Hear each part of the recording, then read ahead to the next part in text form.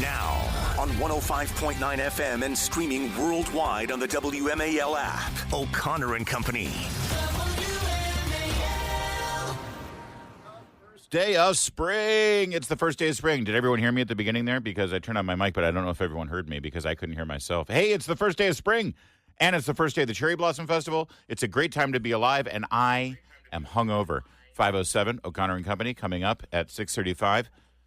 Professor Donald, is that Koken? Let's call it Koken. Could be Koken, but I don't want to get in trouble. I know the FCC chairman, so I think he'll bail me out on this one. Julie, how would you pronounce that name? I'm not going to try. Ko-Chan, perhaps. Anyway, he's an energy law expert at George Mason. And yeah, Ko-Chan. That's it. Yeah. Yeah, let's go with that. Can you tell I did not have the prep up? 8:05. I'm not going to try. K2 McFarland will join us at 8:35. Diana Mayhew to discuss the aforementioned Cherry Blossom Festival. It's Larry O'Connor, Julie Gunlock. And did I mention that I'm hungover?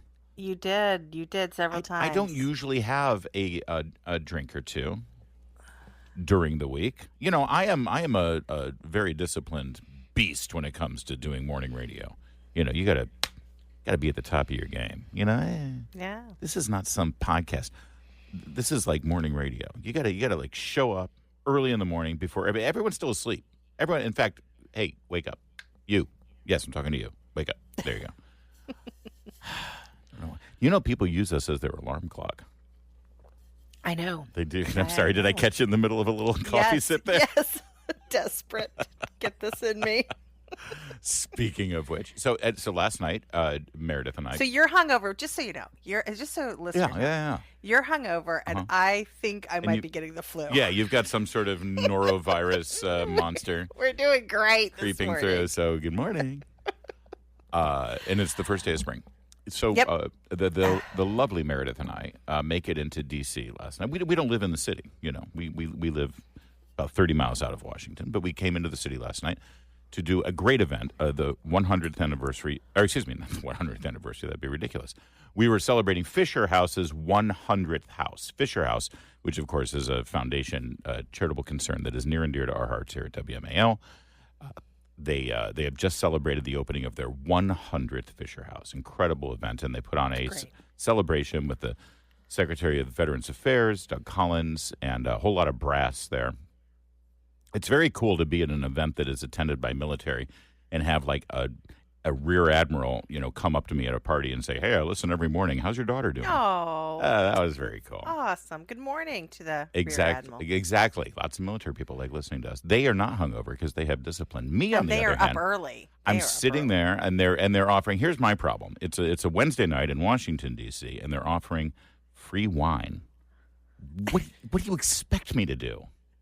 Some self-control. I don't know. You should try it. Yeah, it's not going to happen. So and then how afterwards, much free wine did you drink? Who counts at this point? It was a good amount. But no, that wasn't the problem. That would have been fine. Then I leave at a respectable hour, knowing that I have to wake up early. And since we were in D.C., we decided to stay at our friend's house. They live right near the cathedral where the event was, the National Cathedral. Perhaps you know them, Chris and Tricia Plant. Christopher, he has Why don't you just give out his address, Larry? Northwest D.C. Zip code and everything. Near the cathedral. That's a pretty big. I'm sure Chris is thrilled. Well, so we get over to his place, and apparently Christopher enjoys drinking vodka at 9 p.m. And so now, among us at 9 p.m. Wow. So now you're layering, you know, some Russian alcohol, as it were, on top of the beautiful wine that we had, and so yeah, I'm feeling a little hungover. What kind of vodka was it? I don't. It was cold and wet. Didn't matter at that point. It's really, honestly, went well with lemon. I don't know. I'm nice. At a loss. That's not really the crux of the story, other than to explain that if, you know, I mess things up and called Jamie Whitten, you know, Jamie Church or something, I don't know. That's why. But secondly, and most importantly, as we're driving into Washington, this really is the reason that I bring all this up. As most people know, our automobile of choice is an American-made Tesla. So we're driving into Washington, and it occurred to us, oh, my God, we're driving into D.C. in a Tesla. What are we going to do? And we had to, parking near the National Cathedral is not great. You got to park on the street pretty much anywhere around that area if you're going to the National Cathedral. Parking in general in Washington, D.C. isn't great, right? So you're fun. So you're parking on the street in our nation's capital in a Tesla. First of all, at every stoplight in the city, you're concerned that you might get carjacked at any given moment because it's Washington. And then once you park, if you're driving a Tesla, you're facing the realization that your car could be vandalized. Yep. And, we don't have to live this way. It just occurred to us, and we put our Sentry mode in. People don't know this. Certainly the vandals don't know this. They're just starting to find out as arrests begin to be made across the country. The Teslas come with a thing called Sentry mode, where as you park your car and you walk away, you activate all of these exterior cameras, and anything that happens to your car is captured on video. Anytime you get close to the car, it'll start, doing the whole, back away from the automobile. It'd be great if it was in Elon Musk's voice, though. That would be fantastic with his accent. Well, Larry, you have every right to be afraid and nervous to bring your Tesla into any kind of Isn't that area. Terrible, though? It is terrible. But honestly, this is being organized. There's this group called Tesla Takedown, and they are organized protests, but also acts of violence. Yep. And they already have. And last night, Jasmine Crockett was in on a big sort of Zoom call and was encouraging it. So we have actual seated government officials, elected members of Congress, who are encouraging this vandalizing of Teslas and organizing against Tesla dealerships and charging stations and all of this. So this is going to go on and on and on, and you're right to be nervous. I mean, the videos that are now emerging of some really disgusting videos as well of the vandalization of these Tesla vehicles is unbelievably ridiculous how often it is happening and how it's being encouraged by the left. It's not going to stop. You're right. Here is Congresswoman Jasmine Crockett from Texas on a mass call for a group called Tesla Takedown. I'll make sure that I keep it short, but I am truly here for very selfish reasons. Starting with on March 29th, it's my birthday. And all I want to see happen on my birthday is for Elon to be taken down. Yeah, take down Elon, take down Tesla. What does that mean, Jasmine? Yeah. How do you want to take him down? Kind of like, that baseball field in Alexandria? Is that the kind of takedown you're looking for, Jasmine Crockett? And again, it's called Tesla Takedown. So it's going after the car, going after, this is a company that employs 80,000 Americans. It is the most American-made car. In other words, it's actually assembled here in America. Yeah, but she said, I want to take Musk down. Yeah. And she's not talking about keying of Tesla there. She wants him taken down. You are correct. Well, but again, the call itself is about anyone who drives a Tesla. Anyone. This is terrorism. There's no other way to describe it. This is state-supported terrorism, and it's just like radical Islamic terrorists. You have to treat them like terrorists, otherwise it will continue. And very similar to radical Islamic terrorists, these are losers who are doing this. These are people who absolutely. They are impotent. They are they feel like their life has no meaning. They feel like they can't win. And so the only way they've lost the election, they've lost the arguments, they can't actually make a difference in our society.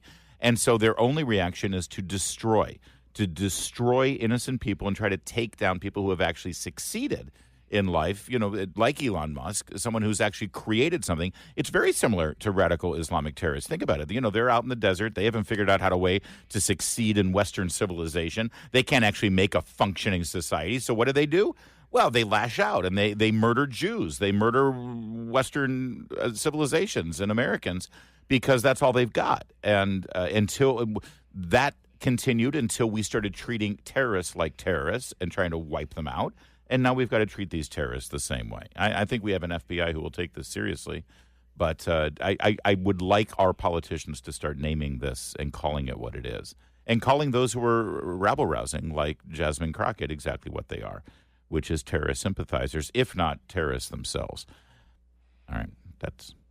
Did I mention that I had a cocktail last night? You're going to yell at me if I say anything because we're up against time. So we're past time. So I know. So I'm Jamie not saying Whitten's like, hello. I know. It's on the 5s, not on the 7s. He's hungover, Jamie, if you didn't hear. In the Hadid Carpet Cleaning Traffic Center. WMAL, making sense of the news. You consider this an act of domestic terrorism? I think so. Why? I think that if and when they catch the people, and I hope they do, the good thing is they have a lot of cameras in those places, and they've caught some already having to do with that. I think that you will find out that they're paid by people that are very highly political on the left. Yeah, Soros funded, I think. By the way, I'm not going to lie. Part of me, while I was this is the cool thing about Sentry Mode on your Tesla. You checked it. Yeah. You've got an app on your Tesla. So the entire time at the dinner, I was like, checking. Meredith's like, why are you checking your phone? Nothing's happening on X. God bless Meredith, because if you've ever been with Larry after like 7 p.m., it is full show prep. How dare So you. he's already on his phone, checking the news, putting things in show prep, and then the Sentry Mode. That's right. Did you ever look up from your phone? I work hard for this Only show, to sip your vodka. And if that means that I have to check my phone at a fancy dinner, Fisher House Foundation, then yes, I'm going to do that. I do that for the people. I do that for the listeners. I do that for this show. Look at you, selfless. I am that dedicated. So yes, so Meredith's like, nah, you don't need to check the phone right now. And that's exactly what she sounds like, by the way.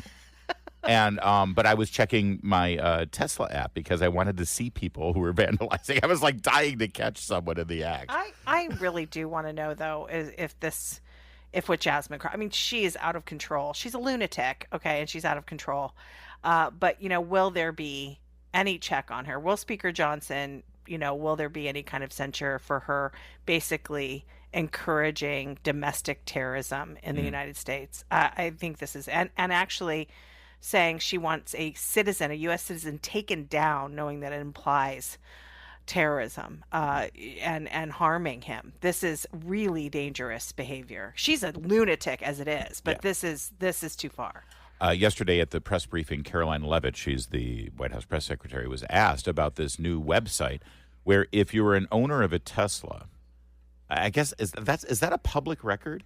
Is that why is that? Why would that be? I guess if you register your car, you have to.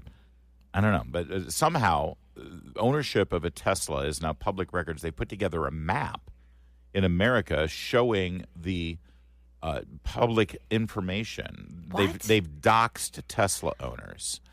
And they won't take your name off of this list unless you sell your Tesla. Oh my gosh! Oh no, it is. So Leavitt was asked about that. On Tesla, there's a website that's trying to dox Tesla owners across the country and saying they're only going to take down personal information when people show that they've sold their cars. What's the administration going to do about that? I haven't seen that website, but we certainly think it's despicable, the violence that has taken place against Tesla, the company, its employees, and also just Americans who have chosen to drive an electric vehicle. Many of them are Democrats, by the way. Democrats were big supporters of Tesla and of electric vehicles until Elon Musk decided to vote for Donald Trump. So we would like Democrats to also come out and condemn this heinous violence that we have seen. And I believe the Attorney General has said she's investigating these incidents as acts of domestic terrorism. Yeah, Pam Bondi is on the job. I am not a Democrat, but I've never put a bumper sticker on my car, Julie, but I'm tempted to do that now on my Tesla and just say, yeah, you bet your ass I voted for Trump. I am so disgusted. I am so disgusted with what the left has become in this country. They absolutely are terrorists. This is there are no words. I'm so angry about this. Americans do not want to live this way. Americans do not want to live this way. They do not want constant conflict. They do not want this kind of harassment and bullying of people. And this is what the left has become. I mean, the fact that you're sitting at a dinner party sipping way too much vodka. Okay, I might be a little jealous. Okay, can I just say the vodka was not until I got to Chris Plant's house. At the dinner, it was just wine. All right, let's just get it straight. Got it. How dare anyway, you? And you're having to hyperactively check your phone because you're afraid. It's maddening. It's maddening, Larry. And again, I can't help but think that that this is going to hurt the Democrats. Americans do not want to live this way. This is not what they want. This is what they want, and this is the Obamification of the Democrat Party. Yeah. This is when they elected a community organizer whose only claim to fame was to stand in people's front lawns with a bullhorn and intimidate people. and bully them with Saul Alinsky tactics. And he won, and he was victorious, and that taught a lesson to this party, and that's who they've become. Yeah. And that's what we're dealing with. And it's not very American. Not a whole lot of freedom and liberty involved in any of this. But that's fine. It's good. It's how did I do? Did I make it through It's gonna make me drink. Well, I'm way ahead of you. It's 5:23. Now on 105.9 FM and streaming worldwide on the WMAL app. O'Connor and Company. Julie Gunlock. Julie. Hey, Julie. I'm here. Did you have you done your bracket yet for March Madness? You know me. I don't do that. Oh. I know. I'm very uncool. Michigan is my team, as you know, because you're an Ohio State person. By the way, good luck trying to find Ohio State in the bracket. They didn't even make it into the tournament because they're Ohio State. Stop. So Michigan, of course, is there. But guess who they're playing? In their first round, they're playing UC San Diego. That's where my son goes. Nice. UC San Diego hasn't made it into the tournament, I think, ever. I think this is the first year they've ever qualified for the tournament. They just needed an O'Connor there. San Diego State, the crosstown rival there, they actually made it to the finals. That's where his girlfriend goes. She goes to San Diego State. He goes to UC San Diego. Anyway, so it's like Michigan versus UC San Diego. And my son calls me yesterday, and he goes, well, Dad, where do your loyalties lie here? Trying to intimidate me. And I'm like, you know where my loyalties lie, son. I'm sorry. If the Tritons beat the Wolverines, I'll be very excited for you. But no, it's Michigan all the way. I picked Michigan all the way to the championship. Obviously, Michigan's going to be a loyal guy. NCAA basketball champions, 100%, right? Not Ohio State. Although I guess I should root for the local team. So, yeah, Maryland, go Terps. There you go. That's not going to happen. Not this year. Sorry. And American already got defeated. They had the play-in game. I would have been rooting for Navy had Navy beaten American in the Patriot League. But anyway, we're talking about this because this is the first day of the tournament. A lot of people call in sick on days like this. Not us. Well, only because by the time we're done with work, the games haven't even started yet. Otherwise, otherwise, I might have a case of the sniffles. I'm not going to lie. I wonder if Chris Plan will be in today. We'll see. Or Vince. Oh, Vince will be in. He's interviewing the vice president, J.D. Vance, and I'm so excited. Really happy for him.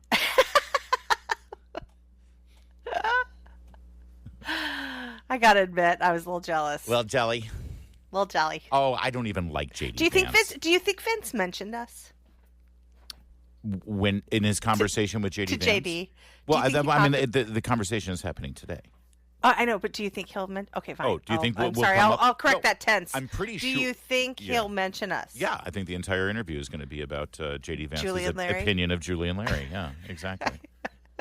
Did you send Vince any questions? Oh, yes. Oh, yeah. I send nothing but show prep for Vince all day long. Anyone who listens, yeah. No. I'm going to ask. I'm going to send my. Does Vince want to meet us? Here's what happened. So Vince gets. Or does JD want to meet us? I'm losing my mind. Yes, one day we'll get to meet Vince. So here's what happened. Vince gets the gig, and he immediately calls me, and he says, Larry, here's the deal. This is a real challenge because I need to be able to rally the Bongino army and keep this audience. And I know that nobody in the business knows more about the Bongino army than you, Larry O'Connor. There you go. So can you give me as much show prep and as many tips as you possibly can? And yeah, I mean, I've been delivering for him. You're so funny. You can well imagine. So Tim Walz has now jumped in. You remember Tim Walz? He's the governor of Minnesota. Barely. He was this close to being the vice president of the United States. And now apparently he's a front runner for the 2028 nomination. Here's something that nobody's discussing over there on the left. Can we check in with Joe and Mika on this one? Tim Walz is out there doing this whole tour. He did an event in Iowa. He's doing an event in Wisconsin. He's doing all this stuff trying to rally the base so that I guess he can be a front runner for the nomination. Has anyone asked Kamala Harris's opinion of this? The only coverage lately that I've seen of Kamala has been her and her love of Doritos. Honestly, yes, exactly. There's been like nothing with her. Yeah, but isn't it weird that the running mate for the 2020 is Four emerging. ticket Yes, is now the front runner without any mention of the person who, well, she was the standard bearer. She was like, this is the person that we want to ride into the White House, and now she's disappeared. She's just off in the ether. I mean, I don't know what she's doing. Well, here's what Tim Walz is doing. Saying on my phone, I don't know, some of you know this on the iPhone, they've got that little stock app. I added Tesla to it to give me a little boost during the day. 225 and dropping. So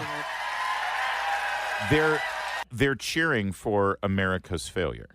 That's right. Everyone needs to understand right now as they watch the news cycle and they see that events are transpiring before their eyes, that any good news for you, any good news for your family budget, for your work conditions, any good news at the supermarket with regard to inflation and prices going down, any good news with regard to investments and Wall Street, any good news for national security, a ceasefire, any good news in Ukraine and Russia that ends the war is bad for Democrats. They are rooting for failure.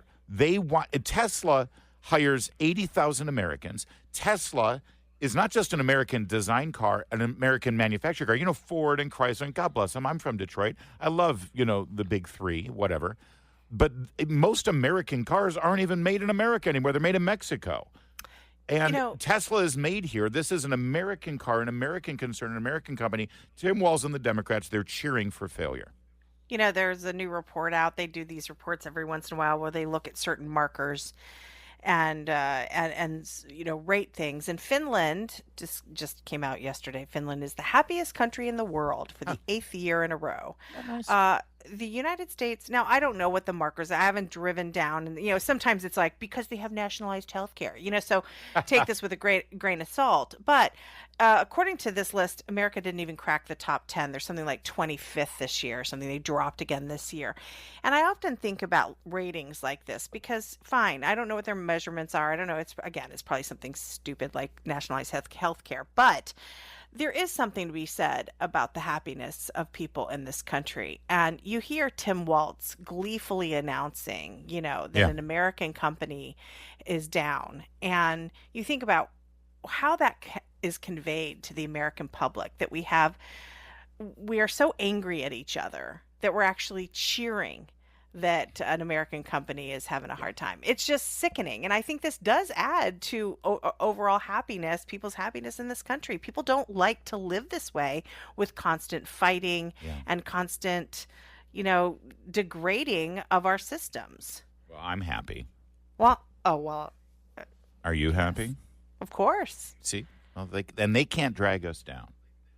In fact, I'm so happy that coming up next, we're going to do a deep dive into Tim Walz's masculinity. That's right. Tampon Tim, the testosterone king, coming next. It's 5:44. If your patio, sidewalk, or driveway is cracked or uneven. And right now it's 53 degrees at 5:47. Mark Levin, weekdays 6 till 9 on 105.9 WMAL, making sense of the news. Epitome of masculinity, I think Tim Walz. Oh, yeah. And second on the list would be Gavin Newsom. The man who, looks like he's doing hand signals to. I know. What is that all about? Semaphore. What are you doing? Like bringing in a plane or something. Or it's like. Anyway, so Gavin Newsom, Governor Hairchell out there, the Lizard King, he's interviewing Tim Walz. So Gavin Newsom's first 3 episodes, he has Charlie Kirk, he has Michael Savage, and he has Steve Bannon. Boy, Charlie Kirk, Michael Savage, and Steve Bannon walk into a bar.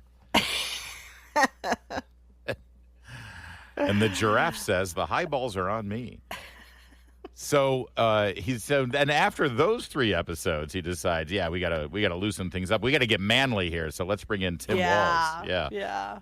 So Tim Walz is on with him, and they start talking about how they've lost the male vote, the guy vote, dudes who don't want to vote for people like them anymore, and then things.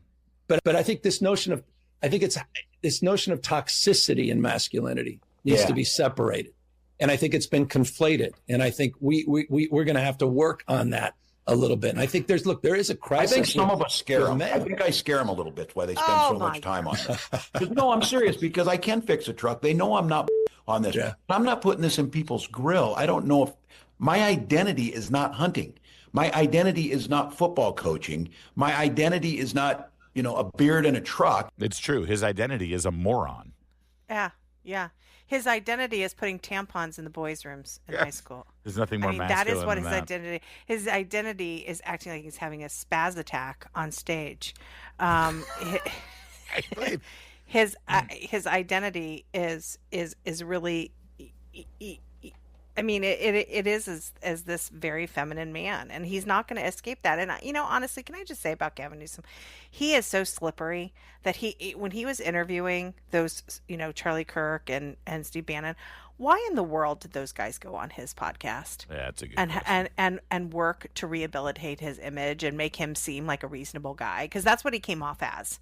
And they were right there yucking it up with him instead of saying, "Look what you've done to California." Yeah. Look what you've done to parents in California. They are transing a father lost custody of his child because California law allowed that to happen. A bill that you signed. I just was so frustrated with the friendly reception that Gavin got. I'm sorry, I'm derailing this, but I'm with you on this. It makes me sick. In fact, could that we get these Bannon on the phone? Get Bannon. Wake his ass up. Absolutely. We should not. Conservatives should not go on his show and participate in the rehabilitation of his damaged reputation. That is correct. Yes, Newsom, Governor Hairgel, is trying to project this image that he's like, "Oh, I'm willing to talk to the other side. I want to meet them halfway. I want to understand what their issues are." Please, from mayor of San Francisco to lieutenant governor of California and now governor of California, he has never once given a lick about what a Republican in his state cares about. He has never talked to a Republican. He has never now only because he has to win in a state outside of California. That's right. Does he pretend? And here's Charlie Kirk, and Steve Bannon. Who'd you say the third guy was? Michael Savage. He has a podcast. Yeah, going on there and the first three guests. Yeah. Were these guys yucking it up with Gavin Newsom, who's a monster. He's truly a villain. By the way, I don't know if you caught this, but when Tim Walz was going off about how masculine he is and how he scares listen to Newsom's reason. I think some of us scare them. I think I scare them a little bit why they spend so much time on it. No, I'm serious. Newsom, even Gavin serious? Couldn't even keep a straight face on that one. It's like, oh, okay, Tim. You scare them. Yes, we're all terrified of you. Yeah, Tim. Exactly. Tim Walz doesn't scare anyone. Doesn't scare anyone. To be fair, he does actually. I get a little unnerved when I see him. Bounding about the stage. Yes, good point. Like Chris Farley on a bender. But to be fair, and then we here. Listen, unlike those other podcasters you mentioned, Julie Gunlock, we actually do present all of the facts, all the information, and we try to be as fair as possible, even to those people that you challenge disagree with you. But let me just be completely, above board here. Tim Walz actually did do very well with a certain segment of the male vote. You mentioned those men who require tampons in the bathroom. Pretty much, he got 98% of that vote. So Dylan Mulvaney. He's breaking new ground there. It's 5:53.